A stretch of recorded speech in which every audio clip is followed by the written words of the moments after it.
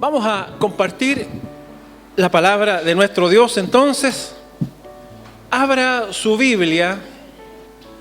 Vamos a mantenernos en el Antiguo Testamento.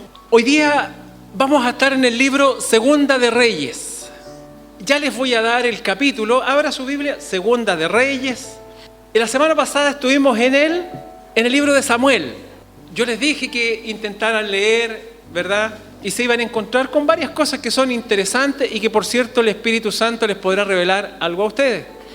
Pero descubrimos, ¿verdad?, la semana pasada, en el segundo libro de Samuel, un pasaje de David en donde él manifestaba, y el mensaje propiamente tal, era que él, o la ofrenda de David, que él no daría nada al Señor que no le costase. Y estuvimos analizándonos un poco qué era lo que nosotros ofrecíamos al Señor.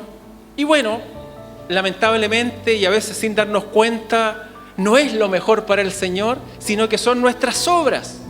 Y con vergüenza lo podemos decir, pero damos gracias al Señor que Él nos puede confrontar y que a través de ello nosotros podemos hacer las correcciones, porque aseguro, y creo que es así, que usted ama al Señor Jesucristo. Usted ama al Señor.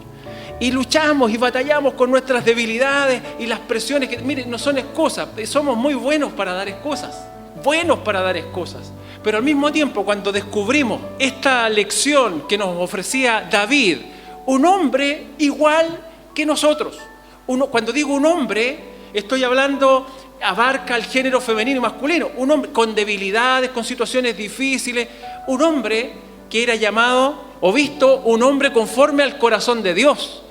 Pero aún así, este varón cometió una serie de pecados, graves pecados. Y nos preguntábamos qué era lo que realmente había visto Dios en este corazón de David. En que David era un hombre que confiaba con todo su corazón en Dios. David era un hombre que cuando pecaba, realmente derramaba su corazón en arrepentimiento y humildad delante de Dios. David era un hombre que se sometía total y humilde y con todo su corazón a los planes de Dios. David era un hombre que alababa a Dios con todo su corazón, independiente de las circunstancias. ¿Recordó? Estamos, ¿verdad? Y siendo nuestro modelo, el modelo perfecto a lo cual nosotros debemos apuntar. ¿Cuál es el modelo perfecto al cual apuntamos nosotros? Quiero escuchar. Jesucristo, ¿verdad? No quiero dejarlo o sacarlo del lugar que le corresponde. Pero aún así, en las Escrituras encontramos modelos, ¿cierto? Modelos a los cuales podemos ver y que se asemejan un poco, porque ¿cuál es la diferencia de Cristo, hermano? Es que Cristo no pecó. Jesús nunca pecó. Y podemos ver un hombre pecador como un David, un hombre al igual que cada uno de nosotros, ¿cierto? Pero que aún así Dios lo miraba como un hombre conforme a su corazón. Qué interesante. Pero nos da esperanza de vivir la fe. Nos da esperanza. Yo digo, nos miramos cada día, miramos su santidad y nos miramos nosotros miserables, como dice Pablo, miserable de mí. Miserable, porque hay cosas que yo las sé aquí, pero en la práctica fracaso. Fracasamos. Ahora, este es un aliento, hermano, para no quedarnos en el fracaso. Porque Jesús no solo murió, resucitó, ahora es el sumo sacerdote. Y sabe que Él intercede por cada fracaso que nosotros tenemos. Y dice, papá, yo morí por ella, papá, yo di mi vida por él. Y somos perdonados y somos restaurados. Así que, hermana y hermano, que hemos caído, sí, con vergüenza, con arrepentimiento genuino. Arrepiéntete, confiesa tu pecado al Señor. Y la misericordia, y David sabía y decía, las misericordias de Dios son grandes e inagotables. Y por eso prefiero estar en la mano de mi Dios que en las manos de mi enemigo. Y me pongo en las manos y doblo mis rodillas en arrepentimiento genuino delante de Él. ¿Sabe qué pasa? Dios te levanta de nuevo y puedes seguir adelante. ¿O estás pensando abandonar la fe? Es muy difícil, es muy complicado, es que fallo. Jesucristo ya hizo la provisión por eso. Y por eso se levanta usted, me levanto yo y seguimos adelante. Amén. ¿Pensando en qué? En que quiero dar lo mejor para mi Señor, reconociendo mis debilidades, reconociendo, ¿verdad?, las circunstancias del día a día, que bien el Señor las conoce. Muy bien, ¿estamos listos entonces para comenzar? ¿Quién conoce al profeta Elías? Cuando hablamos del profeta Elías, ¿usted reconoce su nombre? ¿Saben quién es? Ok, el profeta Elías, ¿verdad?, es uno de los profetas mayores reconocidos por el pueblo de Israel. Es muy recordado por este desafío que hace, ¿verdad?, al pueblo. Está haciendo un desafío al pueblo y dice: ya basta de andar en pos de dioses ajenos.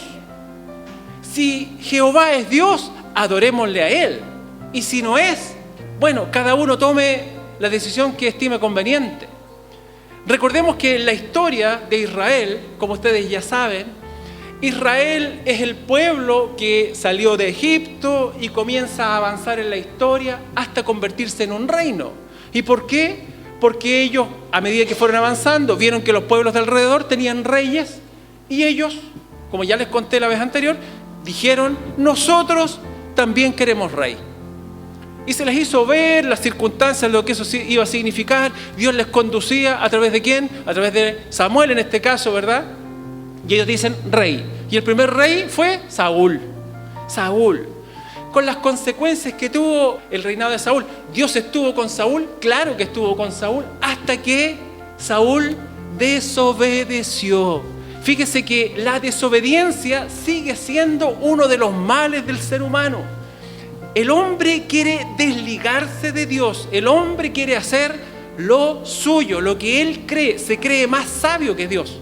Y la desobediencia finalmente terminó sacando a Saúl como rey y siendo levantado David. Ahora, cuando uno sigue... ¿Y por qué hago este relato, hermanos? Aunque me desvío un poco de Eliseo. Porque cuando vamos al libro de Reyes, como bien lo dice, ¿verdad?, el título, Reyes va a hablar de la historia de Israel con respecto a los reyes. Hubo una sucesión de reyes después de Saúl, David, Salomón. El hombre más sabio que haya pisado la tierra, de acuerdo al registro bíblico. Venían de las ciudades de afuera. Lea la Biblia, hermanos. Lea, de repente hay alguien que hace un comentario y dice: vamos a dar una solución salomónica. ¿Por qué está diciendo eso?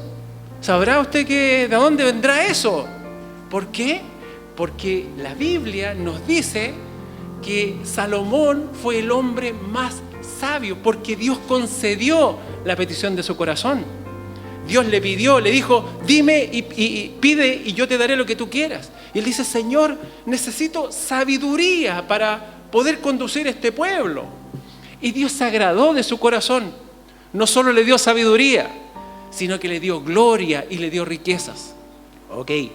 Una vez que aparece Salomón con un reinado de paz, Israel estuvo mucho tiempo de paz, se edificó el templo, y viene la muerte de Salomón, surgen los conflictos e Israel se divide en dos reinos.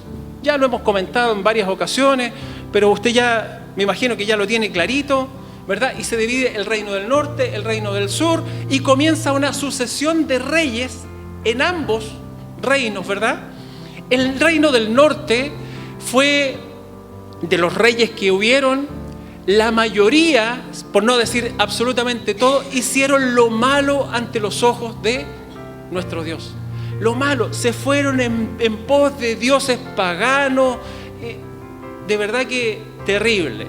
Y en el reino del sur hubo reyes que buscaron agradar a Dios y otros también fallaron, pero aquí viene una sucesión. Y en medio de esto, hermanos, tanto en el reino del norte y en el reino del sur, aparecen los profetas. Los profetas que de alguna forma traían palabra de Dios para poder amonestar, conducir y guiar al pueblo. Ahí nos encontramos entonces con el profeta Elías, que confronta al pueblo, como ya lo dije, y hace un desafío a los profetas de Baal, que eran 450, y a los profetas de Acera, que era otra diosa, 400, y por supuesto que espectacularmente cae fuego del cielo, ¿verdad? Y quema el holocausto que él había preparado, no solo con leña, con madera, sino que ¿qué más le puso Elías para que fuera espectacular? ¿Qué fue? Agua. Dice que el agua anegaba y Dios manifiesta su poder y dice: yo soy el Dios verdadero, cae fuego del cielo. Y bueno, recordamos mucho a Elías por ese milagro. Ahora, un detalle también, mientras preparaba el mensaje, meditaba un poco en el tema, siempre nosotros nos vamos quedando con las personas, ¿ya? Elías. Ahora, yo nombro, en este caso, para tener un recuerdo, pero no nos olvidemos que es siempre Dios el que obra a través de las personas, ¿ya? Eso nos tiene que quedar muy claro. No quiero exaltar el nombre de Elías o de un Pablo o la misma, como hemos dicho en otra ocasión, el nombre de una mujer, en este caso María, por la gran función que cumplió al dar a luz al Mesías, al Cristo, conforme a la promesa que está en Génesis, de una mujer nacería el que sería el Salvador. Pero cada uno de estos personajes que aparecen, a veces con nombre, a veces sin nombre. Jesús dice, ¿se acuerda esta mujer que viene y derrama su perfume y que todos la criticaban? Y dice, de esta mujer habrá recuerdo para siempre por lo que hizo. Ni siquiera da el nombre, pero hay un recuerdo. ¿Y por qué? Porque nosotros, hermanos, tenemos que ir más allá de los nombres. Digo esto también porque muy poco se predica de figuras femeninas, ¿ya? Lo pongo en relieve y quizás muchas hermanas a lo mejor pueden no sentirse representadas ni aludidas por los personajes bíblicos. Yo quiero decirles que cuando presentamos un ejemplo, este ejemplo siempre va a estar dado para una mujer como para un hombre, para una hermana o para un hermano. Amén. Independiente de que su nombre sea Noemí, o sea Juan, o sea Pedro, o sea María. Me doy a entender. Entonces, ¿en qué quedamos? Elías reconocido por estas señales que Dios hizo a través de él, porque dice que Elías oró y dejó de llover. Y luego Elías volvió a orar y llovió. Elías, o mejor dicho, Dios, porque es bueno usar bien el lenguaje, Dios obró a través de Elías para levantar el hijo de una mujer. ¿Amén? Muy bien. Habiendo conocido a Elías, ustedes reconocen a Elías, vamos a hablar de Eliseo. ¿Qué les parece? ¿Cuántos conocen ahora a Eliseo? Esa es la pregunta.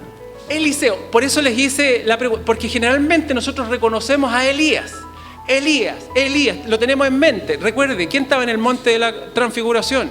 Estaba Moisés y Elías. Entonces, Elías, para el pueblo de Israel, representa algo muy importante, los profetas en general. Eliseo es el sucesor de Elías, ¿ya? Entonces, ustedes pongan atención porque a mí de repente entre dar un ejemplo entre Elías y Eliseo es como de Zaqueo y Zacarías, como en el chiste que se contaba. Entonces, Eliseo es el sucesor del profeta Elías. Y antes de ir al texto propiamente tal, podemos hacer un paralelo, hermanos, entre quién era Elías y Eliseo. Por ejemplo, Elías era un hombre extravertido, era un hombre, tenía un carácter fuerte. Eliseo era introvertido. Fíjese usted, el ministerio de Elías era, ¿cómo se puede decir? Extraordinario, era público. Él hace un desafío, ¿verdad? Por supuesto, guiado por él, hace un desafío y todo el público lo está viendo. Es algo maravilloso. Eliseo, su forma de actuar, usted no sé si recuerda cuando este general sirio llamado Naamán entró con una lepra. Él era un hombre de una muy buena posición y entró con una lepra en su vida. Entonces le dicen que hay un profeta en Israel que lo puede sanar y lo mandan a ver a Eliseo. Y cuando llega a la casa de Eliseo, Eliseo ni siquiera sale él a recibirlo, manda a un siervo y le dice: ve al Jordán y sumérgete 7 veces y serás limpio. ¿A qué voy? Que había una diferencia en las formas de actuar. Eliseo bajo perfil, no era tan público su ministerio, actuaba de una manera distinta. Elías trató con príncipes, Eliseo trataba con personas comunes y corrientes. Elías fue traspasado y llevado vivo al cielo, Eliseo partió como cualquiera de nosotros. ¿A qué voy con esto? Independiente del hombre, hermanos, es el Señor el que está obrando y Dios va a actuar con cada uno de sus siervos o de sus siervos conforme a su carácter. Amén. No necesito ser de una forma o tengo que ser de otra forma para que las cosas funcionen. Dios va a usarles a cada uno conforme a su carácter. Y mientras tanto, el carácter que cada uno de nosotros tenemos lo está siendo moldeado a la imagen del Señor Jesucristo. Amén. Muy bien. Ahora sí que vamos a leer capítulo 6. Segunda de Reyes, capítulo 6. Del verso 1 al 7, aquí está registrado uno de los milagros que obró Dios a través de su profeta. A propósito, les hago un comentario más. Si usted lee su Biblia, se va a encontrar que a través de Eliseo Dios hizo muchos más milagros que a través de Elías.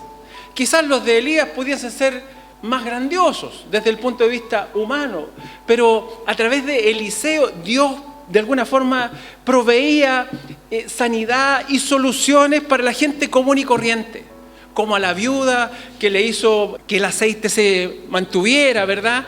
Que llenara sus vasijas, había perdido a su esposo, le iban a quitar a sus hijos, y así unos cuantos milagros más obró Dios a través de Eliseo para bendecir a la gente común y corriente.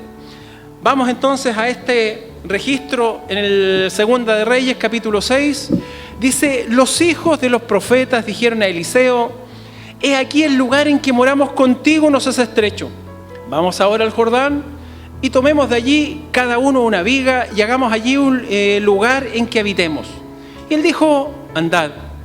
Y dijo uno: te rogamos que vengas con tus siervos. Y él respondió: yo iré. Se fue pues con ellos, y cuando llegaron al Jordán cortaron la madera. Y aconteció que mientras uno derribaba un árbol, se le cayó el hacha en el agua y gritó diciendo: ¡ah, Señor mío, era prestada! El varón de Dios preguntó: ¿dónde cayó? Y él le mostró el lugar. Entonces cortó él un palo y lo echó allí e hizo flotar el hierro. Y dijo: tómalo. Y él extendió la mano y lo tomó. ¿Qué vemos aquí? Vemos un registro de un hecho milagroso en cómo Dios operó a través de su siervo, como lo somos cada uno de nosotros. Aquí hay siervas y siervos de Dios, los cuales, si estamos en la posición correcta y si andamos en la condición correcta, Dios va a obrar y va a operar a través de nosotros. Amén. Es posible, hermanos, es posible. No piense de que esto está reservado solamente para algunos. Es para todos los siervos de Dios. Amén. Ahora, ¿qué podemos rescatar nosotros de este pasaje? Fíjese que hablamos de el hacha prestada. Se dice que era una herramienta que había sido prestada. Y por otro lado podemos hablar de un poder perdido. Hay un poder perdido. ¿Por qué? Bueno, mire, dice el verso 1, nos dice: he aquí el lugar que moramos contigo nos es estrecho. El lugar, dice que se reunía Eliseo para enseñar, ¿verdad?, algunas cosas respecto a Dios, ¿cierto? Y se habla de profetas, los hijos de los profetas. Había una línea, así como había la línea de los sacerdotes, los que eran profetas, habían hijos y se comunicaban y se enseñaban con respecto a este tema en particular. Entonces, el salón de reuniones que ellos tenían, de repente se hizo demasiado pequeño. Ahora, si uno piensa, la iglesia del Señor debería ser algo que está en constante crecimiento. La iglesia del Señor es algo que debería estar constantemente creciendo. Jesús dijo que en los negocios de su Padre le convenía estar. este negocio, por decirlo, entendamos los términos, ¿verdad? El negocio de la iglesia es el mejor negocio en el cual nosotros podemos trabajar o invertir. Y por tanto, ¿verdad? En este caso dice los nuevos convertidos o estos nuevos jóvenes profetas que querían aprender estaban de alguna forma entregando un nuevo impulso para el desarrollo de la iglesia. Todos los que son añadidos. Nosotros de repente nos estancamos y estamos ahí detenidos y hace falta esta visión, esta infusión, este impulso, ¿verdad? Que Dios pueda darnos a través de nuevos convertidos. Ahora bien, ¿qué pasa? Dice que el lugar está estrecho. ¿Cómo se soluciona el problema? ¿Verdad? ¿Cómo se soluciona este problema? ¿Cómo se puede hacer esto? Por ahí en las iglesias generalmente se empieza con, hagamos una venta de, ¿cómo le llaman? De garage, vendamos. Está bien, no está mal, puede ser en ciertas ocasiones, pero lo que hay que hacer, hermanos, realmente es que hay que trabajar con firmeza, hay que trabajar fuerte. ¿Sabe lo que dijeron ellos? Mire, le dice Eliseo, este lugar se nos hace pequeño. Vamos a buscar leña y ampliemos este lugar. Hay una intención de ir a trabajar. Vamos ahora al Jordán y tomemos allí cada uno una viga y tomemos allí cada uno. ¿Se fija usted? Entonces, cada miembro de la iglesia era un trabajador,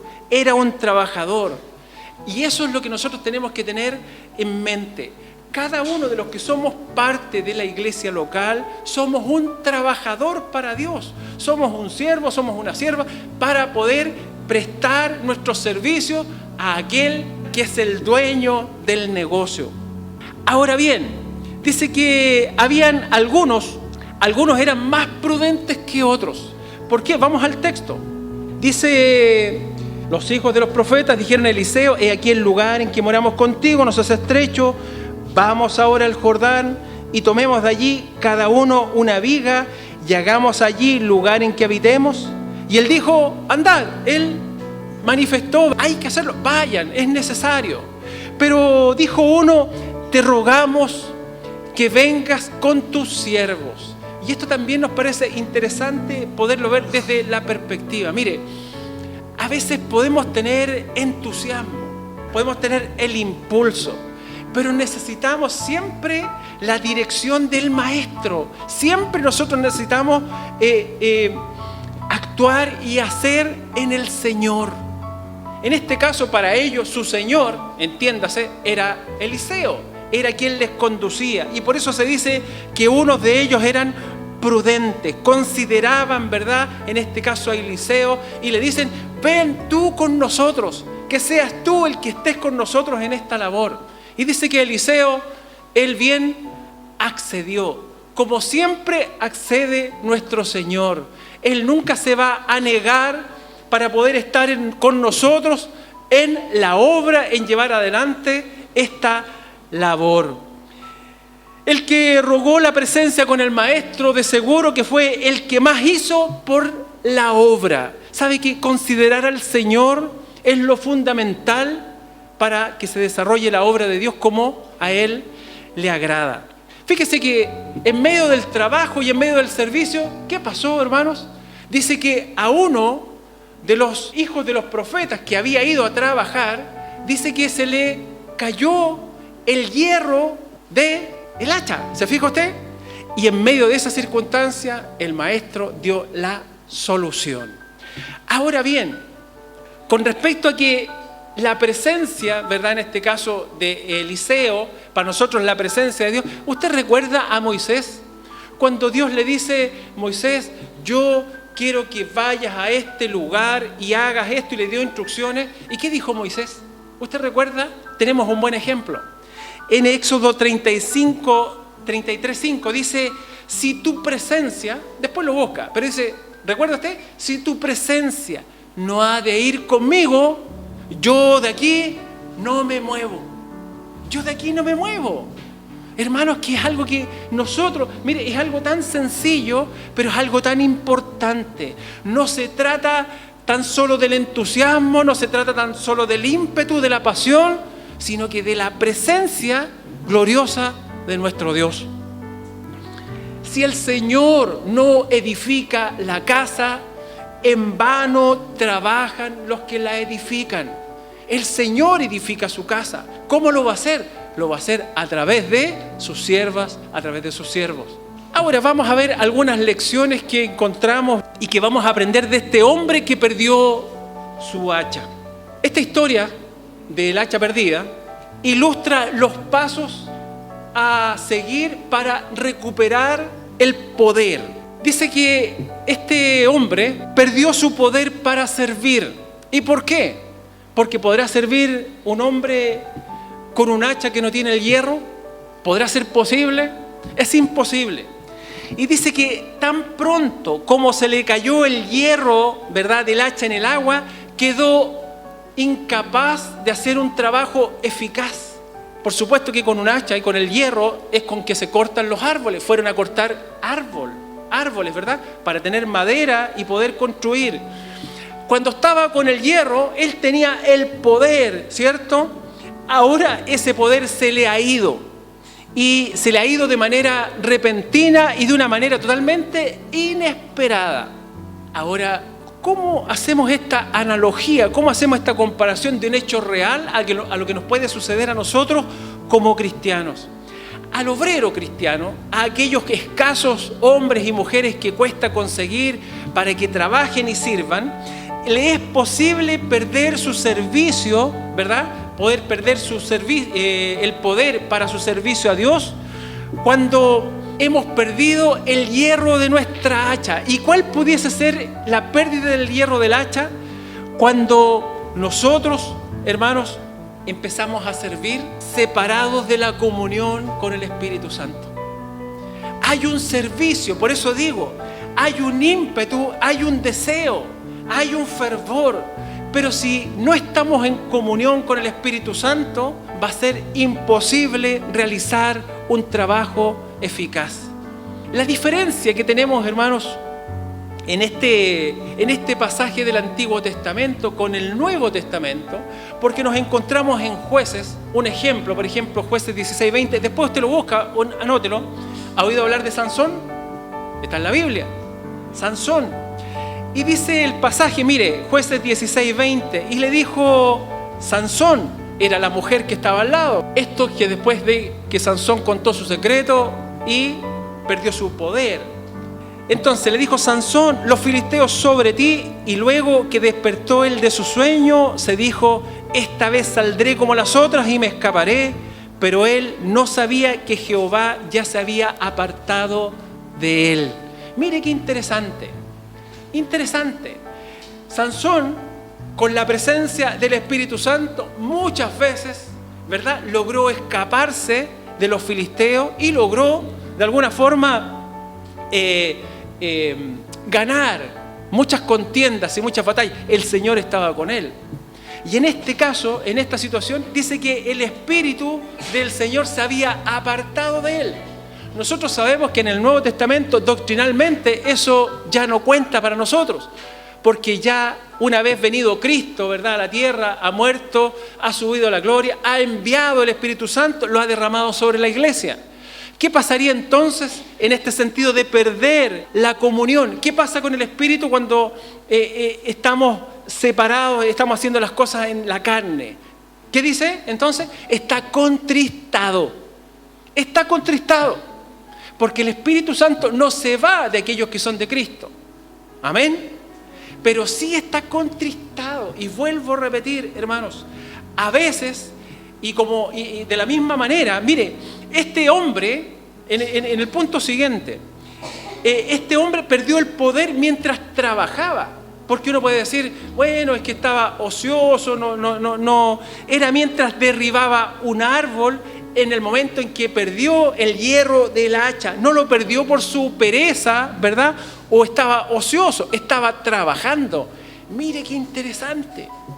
Lo que cuesta para que nos dispongamos a trabajar en la obra, lo que cuesta que Dios nos pueda convencer y decir, ¿sabes qué? Te motivo, tú eres mi sierva, tú eres mi siervo. Y usted dice, muy bien, Señor, tomo la decisión. No solo eso es suficiente, sino que aún en medio de nuestro esfuerzo, de este convencimiento que tenemos, podemos haber perdido el hierro del hacha. Y eso igual me confronta de alguna manera y me hace estar atento, hermanos, a esta condición. Este hombre estaba dispuesto a trabajar, pero no estuvo observando cuidadosamente que el hacha no se estuviera soltando o desprendiendo. ¿En qué momento nos pudiese ocurrir que teniendo amor por el Señor y esto de trabajar y trabajar, estemos trabajando en la carne separado del Señor? ¿En qué momento, hermanos? Y puede ser, claro que puede ser. Y por eso esto nos llama a tomar conciencia de lo que significa la comunión con el Señor. Antes de que vayas a trabajar, ten comunión conmigo, nos dice el Señor. Qué tremendo, hermanos, qué tremendo es esto. Porque después lo podemos tomar esto como algo mecánico. Yo lo entiendo, la obra del Señor, sí, tenemos que trabajar, vamos, hagamos esto otro, hagamos aquí, hagamos allá. Ya, ¿y la comunión? ¿Hay tiempos de intimidad? ¿Hay tiempos de comunión con el Señor? Entonces, es bueno estar dispuesto a trabajar, es bueno estar dispuesto a tener este ímpetu, este esfuerzo, pero es posible, hermanos, ser llevado a tal distracción por el solo deseo de hacer y nos olvidamos en el espíritu en el cual se tienen que hacer todas y cada una de las cosas.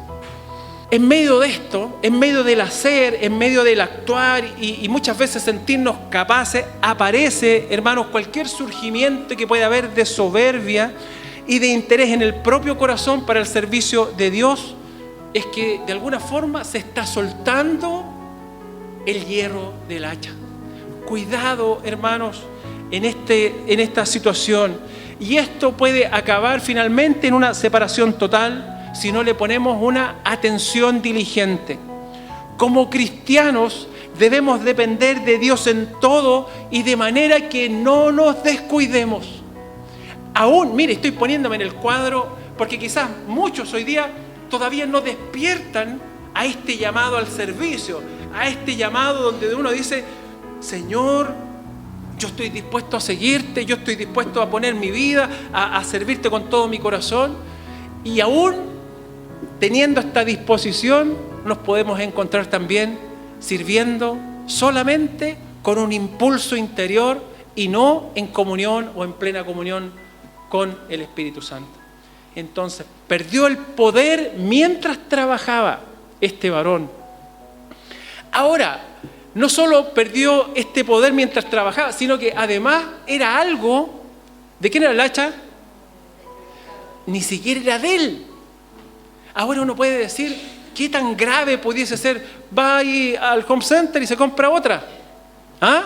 Si tiene, por último se consigue una y va y compra otra y le dice, toma. ¿Cuántas veces usted habrá pedido algo? A lo mejor algo delicado, pero no es necesario comprarlo y usted me lo presta. Y si se echa a perder, ¿qué hace usted? Lo pago. ¿O no? Pero en este caso, fíjese que en el contexto en el que estamos, había una escasez de hierro. Quiero que busque un pasaje. Ahora vamos a buscar, como usted leyó el primer libro de Samuel, debería entender y saber. Y mire cómo es la conexión. Esta ni siquiera la busqué, me la encontré en medio de Primera de Samuel, capítulo 13, verso 22. Mire, como decía, la pérdida del hacha puede ser a lo mejor algo insignificante, pero era para aquel, este pobre estudiante, era un gran problema. En ese tiempo había una gran escasez de hierro, incluso para las armas. Mire usted, el pasaje dice, así aconteció en el día de la batalla, ninguno de los despueblos que estaban con Saúl y Jonatán, Saúl el rey, Jonatán el hijo, tenía en sus manos una espada o una lanza, excepto Saúl y Jonatán, su hijo, que sí las tenían. ¿Se fija usted? Mire, para que entienda el contexto, hay un ejército tremendo, van a la guerra. ¿Cuántas armas tenían? Dos, solamente dos. Y por tanto, esta herramienta que se le había sido prestada a este joven era un tesoro. Era realmente un tesoro. Entonces, aquí podemos comprender que la pérdida de un hacha era muy importante para este joven, que por supuesto para él había sido prestada. Ahora, debemos reconocer que el poder de Dios para nuestras vidas es algo prestado. Dios nos ha investido de poder, pero es algo que le pertenece a Él. Amén. Cuando nosotros vemos y podemos ejecutar algunas labores, lo que nosotros llamamos algún don sobrenatural que Dios puede haber dado, incluso talentos, dones y talentos que ¿quién nos dio, hermanos? Él los ha puesto en nuestras manos. ¿Para qué? Para edificación de su iglesia, no para su gloria. Le pertenecen a Él. Y este es un punto, ¿verdad?, que es hermosamente aplicable a nosotros como obreros cristianos, porque todo su poder para el servicio es un poder prestado. Y Él es responsable ante el Señor. Cada uno de nosotros somos responsables ante el Señor de cómo lo estamos empleando. ¿Qué poder ha puesto Dios en ti? ¿Qué don, talento, capacidad ha puesto Dios en ti? El Señor Jesucristo nos ha entregado, ¿verdad?, aquello con lo cual debemos negociar en el nombre de Jesús. ¿Hasta cuándo? Hasta que Él regrese. ¿Estás negociando con lo que Dios puso en tus manos? El don del Espíritu Santo, ¿cierto?, es, por así decirlo, un préstamo que Dios ha hecho para con nosotros. Esa manifestación gloriosa, ¿verdad?, con la cual nosotros honramos y glorificamos su nombre. Has perdido, o mejor dicho, has pedido prestado y has perdido este don obrador de maravillas. Es que el Espíritu Santo, cuando vino a morar en ti, no te dio al menos un don. La Escritura dice que al menos un don tenemos. Y si lo tenemos, hermanos, ¿lo estamos poniendo al servicio del Señor? Y si lo estamos poniendo al servicio del Señor, ¿será que no está operando adecuadamente porque el Espíritu Santo está contristado en nosotros? ¿Se fijan la cadena de situaciones que hay para que no podamos prestar un servicio eficaz? Muchos, lamentablemente, andamos solamente con el mango.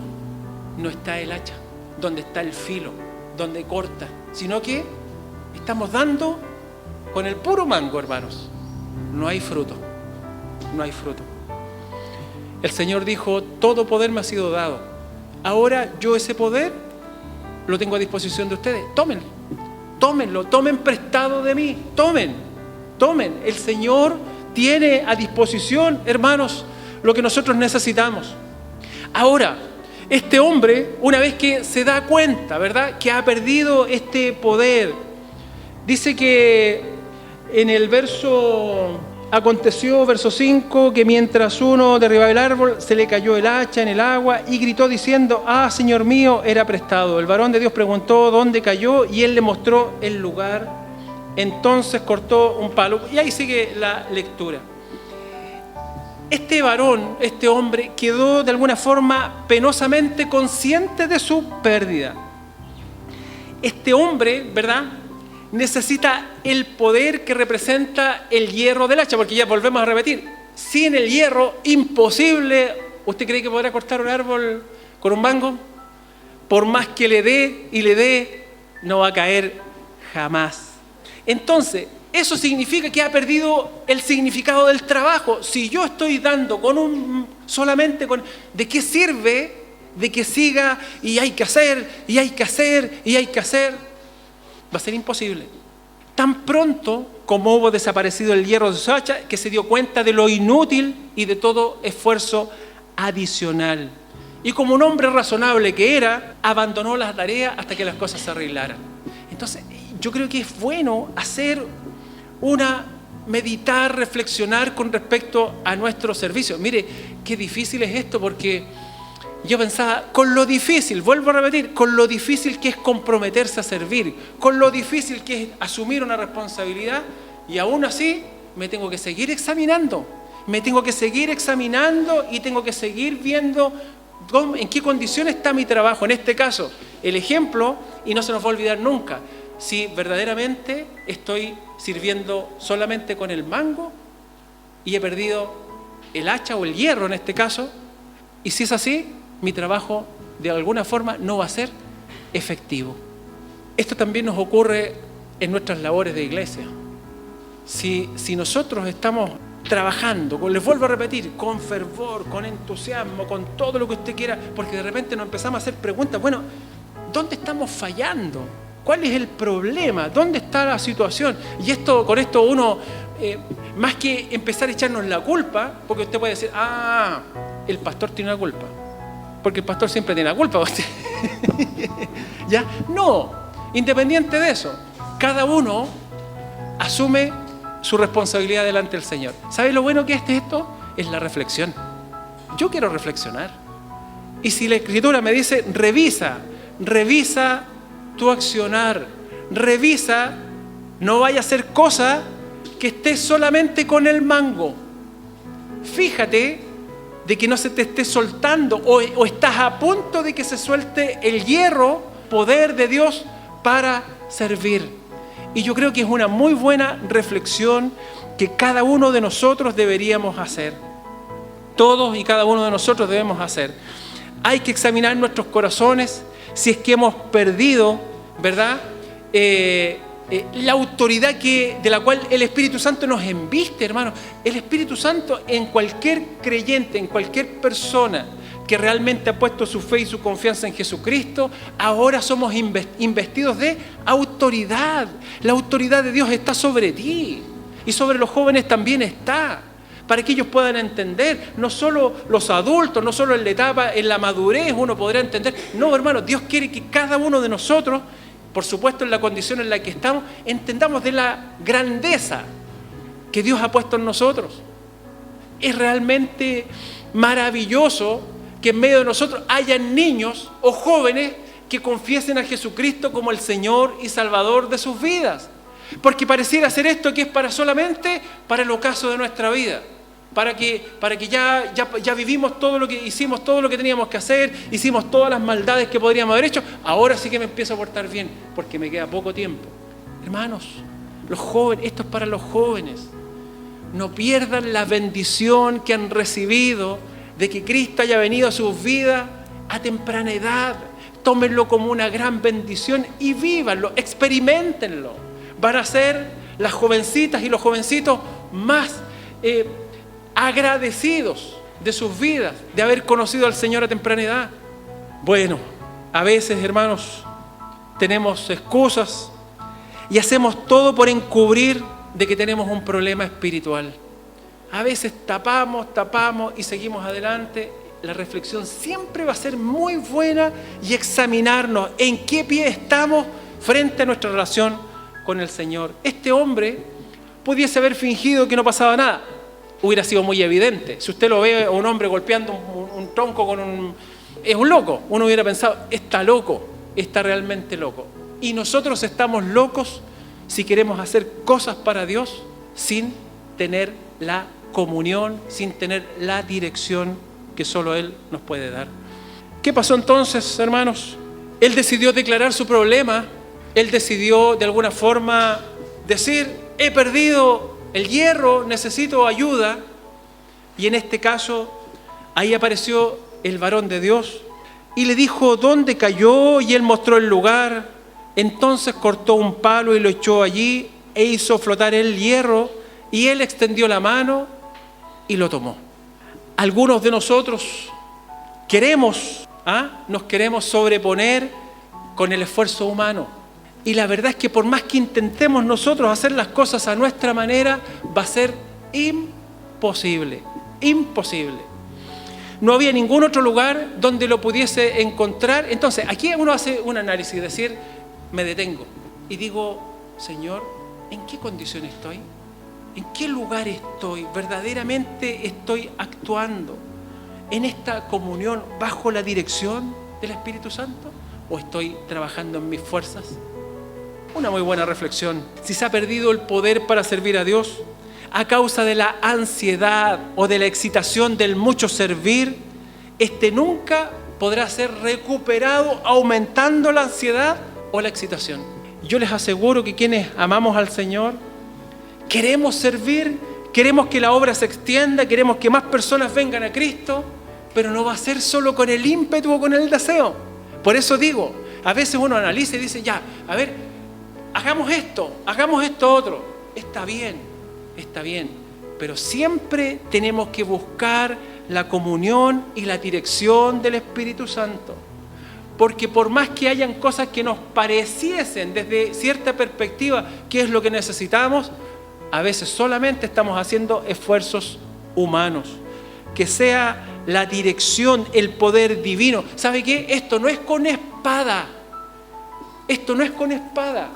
sino que es con el Espíritu. Así dice el libro de Zacarías. No es con espada, hermano, no es con espada, es con el Espíritu. No es con espada ni con ejército, sino que es con el Espíritu Santo de nuestro Dios. Estamos en yo me mantengo y extiendo este pensamiento de la oración y la intercesión, y la oración y la intercesión. ¿Por qué? Porque a través de la oración hay comunión. Necesitamos, hermanos, que esto vaya creciendo, que pueda crecer la intercesión, que pueda crecer esta comunión para con el Señor. Queremos hacer cosas y bien, estamos desarrollando la labor de evangelismo, como les dije, estamos yendo cada 15 días, hemos tenido la bendición de compartir, pero ¿y si no oramos? ¿Y si no oramos? ¿Y si no estamos pensando en que Dios pueda abrir el corazón de los papás que llegan a ese lugar? Si no estamos orando para que aquellos niños en los cuales se está sembrando esa semilla, que en el tiempo, conforme a su voluntad, pueda crecer, sino que hay que ir a predicar. Vamos, prediquemos. Mira, Cristo te ama, listo. Hay que venir al templo, hay que cantar, Señor, te amo, te amo. Hay que orar, Señor, te doy gracias. ¿Hay comunión? ¿Qué estamos haciendo? ¿Estamos sirviendo? Estamos haciendo acciones, pero es lo que Dios quiere. Y ahí, hermanos, es la reflexión.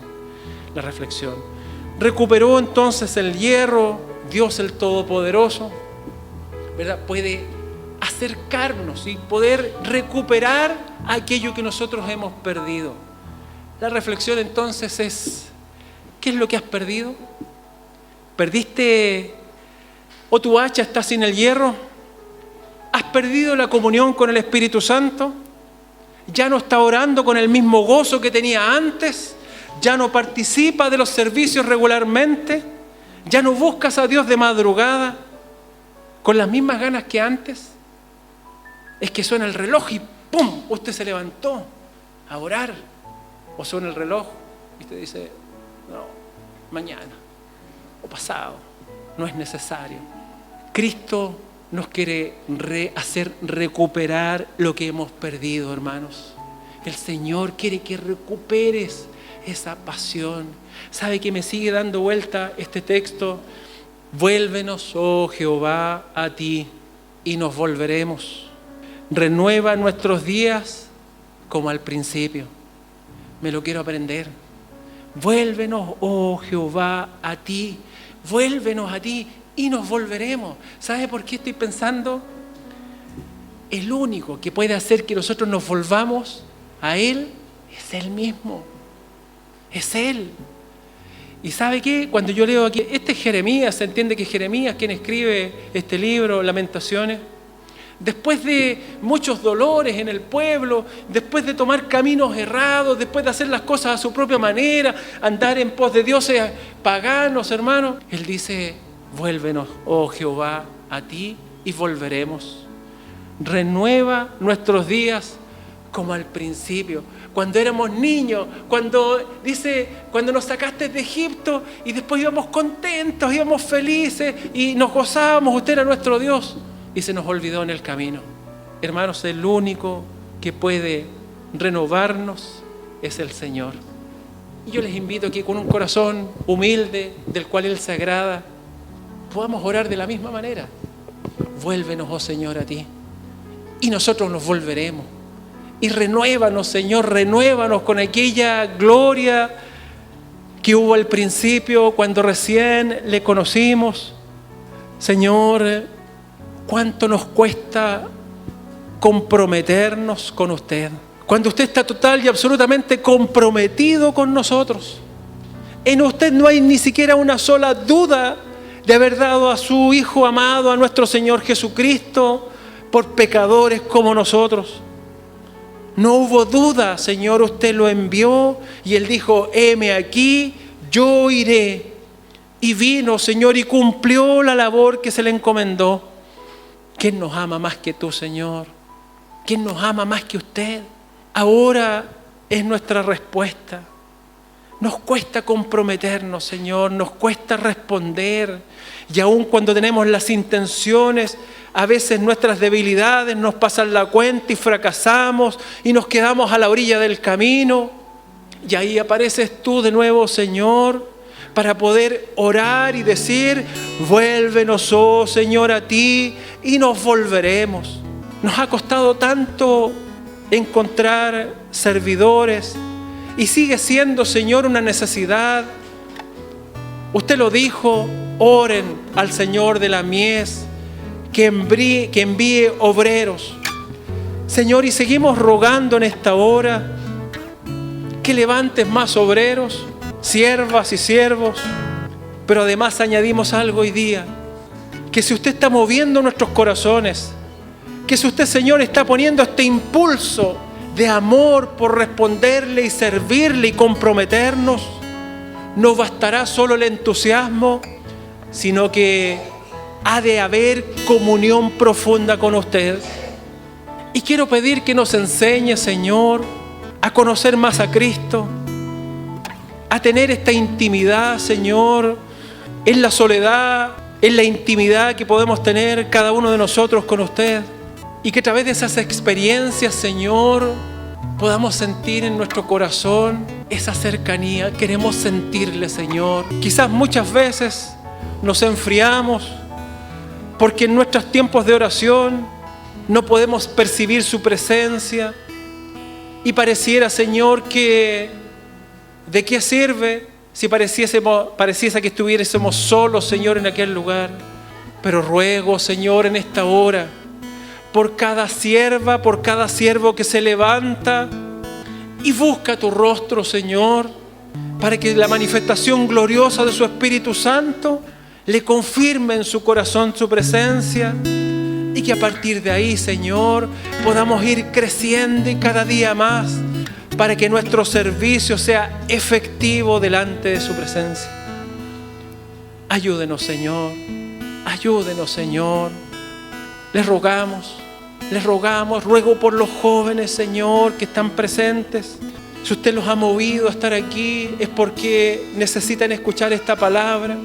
No solo para ellos, sino que para los adultos y aún para los adultos mayores. Mientras nuestro corazón esté latiendo, Señor, aún somos útiles para usted. Para que cuando lleguemos delante de su presencia, no estemos escondidos, sino que con humildad y sencillez de corazón poder recibir ese buen siervo y fiel. Entra en el gozo de tu Señor. Los días se acortan, Señor. Su regreso cada día está más cerca. No permita que sigamos derrochando nuestro tiempo. Le adoramos, le bendecimos y damos muchas gracias orando en el nombre de Jesús. Amén.